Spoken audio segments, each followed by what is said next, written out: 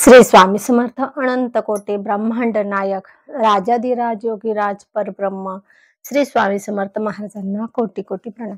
तसंच माझी ही व्हिडिओ जे सेवेकर बघतायत त्यांना श्री स्वामी समर्थ। तर बघा मंडळी, आपले आता हे जे आहे ना नोव्हेंबर महिन्यामध्ये 21 तारखेपासून तर 26 तारखेपर्यंत म्हणजे 21 नोव्हेंबर ते 26 नोव्हेंबर मल्हारी षडरात्र आहे। मल्हारी षडरात्र आहे म्हणजेच त्या दिवशी 21 तारखेला देव दीपावली पण आहे आणि मल्हारी षडरात्र तेव्हापासून सुरू होतं चंपाषष्ठी पर्यंत। तर 21 तारखेला देव दीपावली पासून आपलं मल्हारी षडरात्राचं उत्सव सुरुवात होतो आणि सांगता चंपाषष्ठी 26 नोव्हेंबरला। आता आपल्याला ह्या 6 दिवसात आपल्याला मल्हारी देवाची म्हणजेच खंडोबाची, तुमचा खंडोबा असेल कुलदैवत किंवा तुमचा ज्योतिबा असेल तरी आपल्याला ज्योतिबा खंडोबा एकच आहे, फक्त नाव वेगळे आहे पण अवतार एकच आहे। म्हणून आपल्याला त्या 6 दिवसामध्ये आपल्याला खंडोबाचे म्हणजे आपल्या जगाचे सगळ्या मानव जातीचे कुलदैवत जे आहे ते खंडोबा आहे।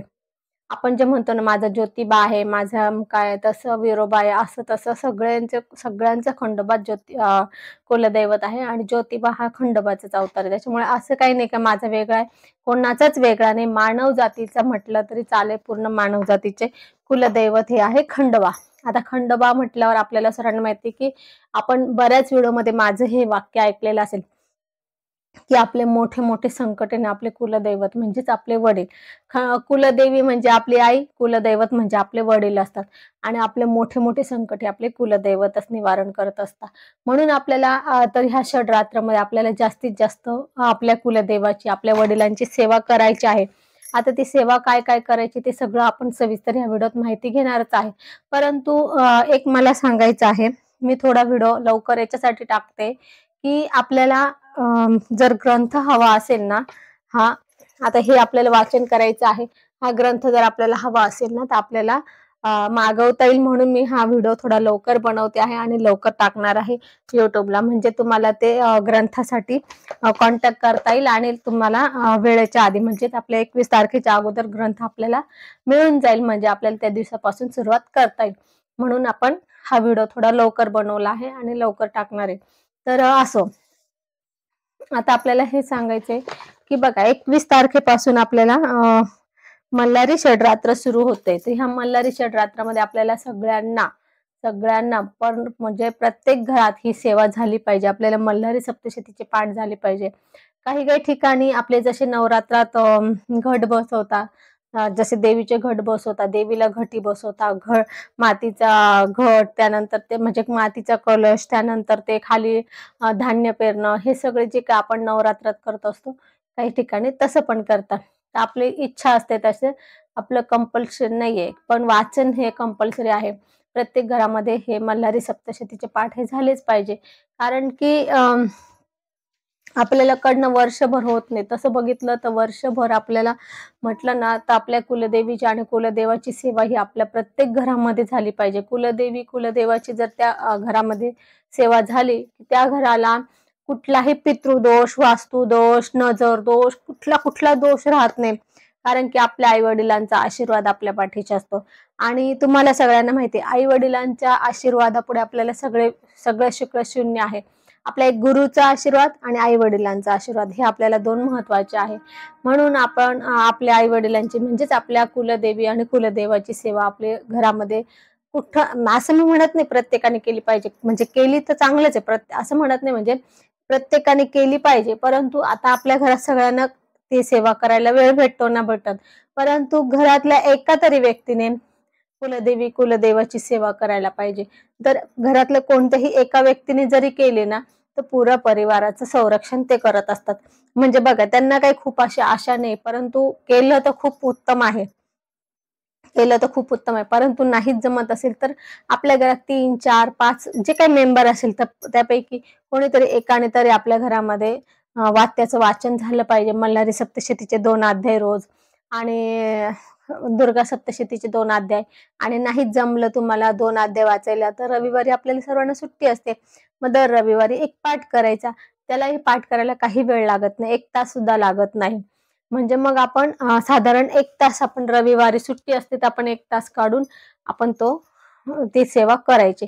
म्हणजे आपल्याकडनं निदान कमीत कमी आठवड्यातनं एक मल्हारी सप्तशतीचा पाठ होईल आणि आपल्या कुलदेवाचे सेवा होईल आणि कुलदेवाचा कृपा आशीर्वाद लागेल. तर आता तुम्हाला सांगते, की छोटे संकट आपली कुलदेवी निवारण करत असते. पण जेव्हा ते मोठे संकट असतं ते आपले कुलदैवतच निवारण करत असतात.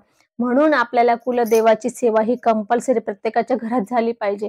कारण की याच्या आता प्रत्येकाला म्हणजे कोणाला असं म्हणत नाही, पण सगळ्यांच्याच घरी काही ना काही संकटं, काही ना काही टेन्शन, आजारपण, मोठे-मोठे टेन्शन हे सगळ्यांच्या घरात चालूच असतं.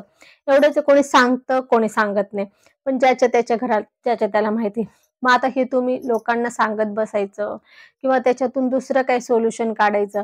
आता सोल्युशन काढणार म्हणजे काय करता तुम्ही? मग काहीतरी त्याला वाममार्गाने जाता. बरोबर आहे. मग वाममार्गाने जाता. मग ह्याच्याकडनं त्याच्याकडनं असं काहीतरी सोल्युशन करता. पण त्यापेक्षा आपल्याला इथे काही खर्च न करता, काहीही आपल्याला पैसा खर्च करायचा नाही, काही कुणाला द्यायचं नाही, कोणाकडनं काही वाईट घ्यायचं नाही. आपलं फक्त इथं 2 अध्याय वाचन करायचे. 2 अध्याय वाचायला लागतात 5 ते 7 मिनिटं. तर पण दिवसभरात जर 5 ते 7 मिनिटं तुम्ही तुमच्या कुलदेवी, कुलदेवाला जर दिले, तर त्याचा कृपा आशीर्वाद आपल्याला आयुष्यभरासाठी राहतो. आपल्यालाच नुसता नाही, आपल्या परिवाराला राहतो. म्हणून आपल्याला हे सांगायचंय, की खूप महत्त्वाची आपल्या कुलदेवी, कुलदेवाची सेवा आहे. आणि गुरूंची. आपण जर आपल्या गुरुची, कुलदेवी, कुलदेवाची आणि सकाळी जर पितृस्तुती स्तोत्र एवढी जर तुम्ही सेवा केली तर तुम्हाला आयुष्यात कधीही कोणाकडे प्रश्न मांडायची गरज पडत नाही. माऊली नेहमी सांगतात, की कुलदेवी, कुलदेवाची सेवा, गुरुची सेवा, पितरांची सेवा आणि किती मोठी सेवा असते बरं. फक्त आपले स्वामी चरित्र 3 अध्याय असतात. मल्हारी सप्तशती 2 अध्याय आणि दुर्गा सप्तशती 2 अध्याय आणि सकाळी पितृस्तुती स्तोत्र. याला किती वेळ लागतो? सकाळी 2 मिनिटं पण पितृस्तुती स्तोत्र वाचायला लागत नाही. मल्हारी सप्तशती, स्वामी चरित्र आणि दुर्गा सप्तशती यांचे 2-2 अध्याय वाचायला लागतं 15 मिनिटं. खूप झालं तर तुम्हाला अर्धा तास लागेल. मग तुम्हाला हे अर्धा तासाची सेवा करायला किती आणि वेळेचं बंधन नाहीये. त्यामुळे आपण ही सेवा दररोज तर करायचीच आहे आपल्याला. परंतु जे काही आपला कालावधी आहे मल्हारी षडरात्र 21 ते 26 ह्या कालावधीमध्ये आपण आपल्या परिवारामध्ये शक्यतो पुरुषांनी करा. ज्या घरातला मेन पुरुष आहे, कर्ता पुरुष आहे त्याने केलं तर जास्तच बेटर आहे. शक्यतो कर्त्या पुरुषाने करा किंवा आपल्या घरातला मोठा पुरुष असेल किंवा आपल्या घरातला कुठलाही पुरुष असेल. कारण की जर आपली ही कुलदेवीची सेवा जशी आपण स्त्रियांनी केली तर लवकर फलदायी होती, तशीच जर आपली कुलदेवाची सेवा आपल्या घरातील पुरुषांनी केली तर लवकर फलदायी असते. म्हणून आपण जर आपल्या घरातले पुरुष करण्यासारखे असेल तर त्यांना अवश्य करायला सांगा. परंतु आता जर आपल्या घरात आपले पुरुष आहे पण ते करणार नाही. म्हणजे बऱ्याच ठिकाणी असं असतं, की ताई आम्हाला सांगा आम्ही किती पण करू पण आमचे नवरे करत नाही. आमच्या घरात माणसं करत नाही. माणसांना वेळ नसतो. माणसांना वेळ नसतो ही गोष्ट बरोबर आहे. परंतु एक गोष्ट मला सांगायची आहे.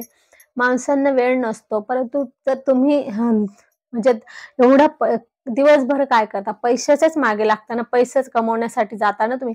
सकाळपासून तर रात्री उशिरापर्यंत कशासाठी पळपळ करतात?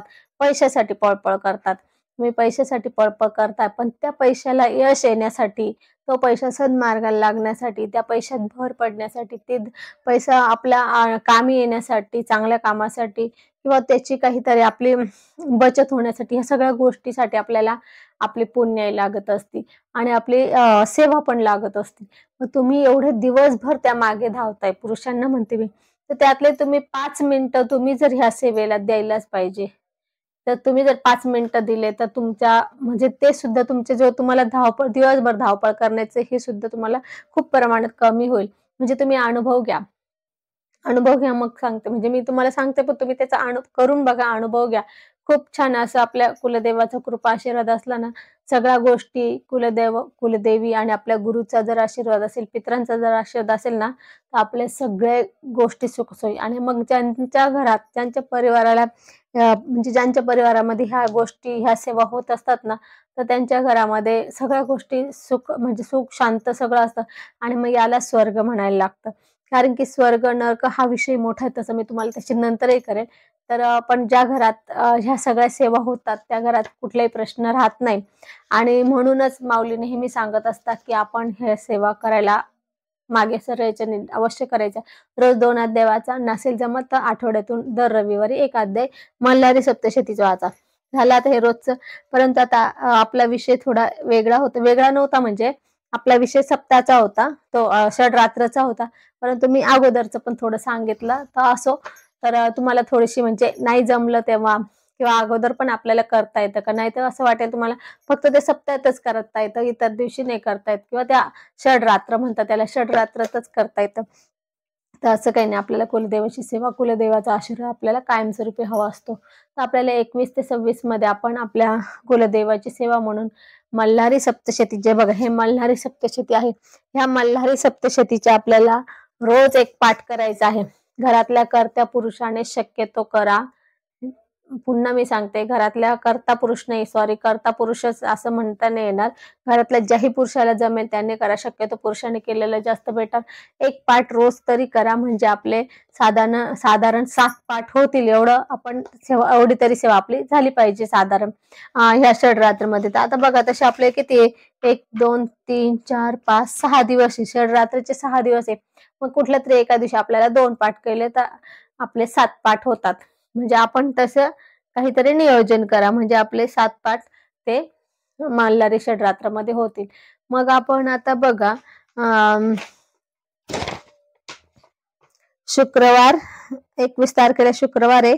शुक्रवार, शनिवार, रविवार, सोमवार, मंगळवार आणि बुधवार अशा आपल्याला या दिवशी, ह्या 6 दिवसामध्ये आपल्याला हे मल्हारी सप्तशतीचे रोज पाठ करायचे आहे. तुमच्या बाकीची सेवा तुमच्याकडनं झाल्या नाही झाल्या तरी चालेल, पण ज्या ज्या सप्ताहामध्ये म्हणजे जेव्हा जेव्हा देवाचे तत्व, ज्या ज्या देवाचे तत्व जेव्हा जास्त असतात ना, त्यावेळेस त्या देवाची सेवा ही आवर्जून करायची. कारण की तुम्ही ही सेवा जेव्हा करता ना, त्याचं जे पुण्य असतं, त्याचं जे काही संरक्षण असतं, जी काही त्याची ऊर्जा असते, ती आपल्याला वर्षभर पुरत असते.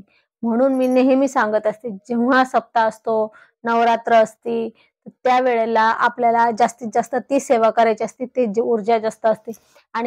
आणि जे हे नवरात्रात असेल, षडरात्र असेल, सप्ताहातली जी ऊर्जा असते ही आपल्याला वर्षभर आपल्या कामात येत असते. म्हणजे कधी पण कुठल्याही वेळेला ती ऊर्जा आपल्याला कामात येत असते. ऊर्जा म्हणजे काय, सात्विक ऊर्जा म्हणजे काय, पुण्य असतं.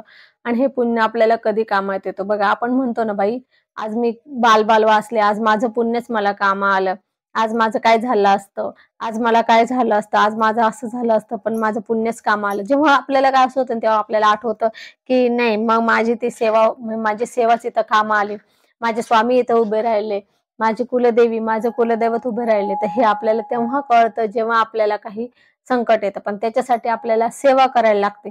जर आपली सेवा असेल तर ते पण आपल्या सेवेसाठी, म्हणजे आपल्या मदतीसाठी धावून येत असतात. म्हणून आपण ही सेवा अवश्य करा मल्हारी षडरात्रामध्ये, मल्हारी सप्तशतीची. आणि त्यानंतर आपण दररोज 2 अध्याय किंवा दर रविवारी 1 पाठ असं आवर्जून करत चला कुलदेवाचं सेवा म्हणून. तर असो, उपवासाचं काही हे नाही. आता तुम्हाला असं वाटेल रविवार उपवास पण करायचा का पाठ असताना, उपवासाचं काही नाही. उपवास आपल्या याच्यावर आहे. आपल्याला वाटलं तर आपण रविवार उपवास करू शकतो, काही असेल प्रॉब्लेम तर. पण उपवास करायचेच असं नाही, कारण की मला माहिती उपवास करता म्हणजे उपवास केलं की मग काहीच करत नाही. त्याच्यापेक्षा उपवास न करता सेवा करणं महत्वाचं आहे. म्हणून आपल्याला ही सेवा आवर्जून करायची आहे. आणि ही सेवेचा व्हिडिओ आपल्याला जास्तीत जास्त शेअर करायचा आहे, जेणेकरून आपल्यामुळे आणखी 4 जण ही सेवा करतील आणि त्यांच्याही पदरात पुण्य पडेल आणि त्यांनी केलेल्या सेवेचं 10% पुण्य आपल्याही पदरात पडेल. म्हणून आपल्याला ही व्हिडिओ जास्तीत जास्त शेअर करायची आहे. ही म्हणजे माझा व्ह्यूज वाढवण्यासाठी नाही ती शेअर करायची, की आपल्याला ही सेवा जास्त सेवेकरांकडनं किंवा जास्त व्यक्तींकडनं करून घ्यायची आहे. म्हणून ही व्हिडिओ शेअर करा, एवढं मला सांगणार. तर असो, आज इथेच थांबते. झालेली सेवा स्वामींच्या चरणी अर्पण करते.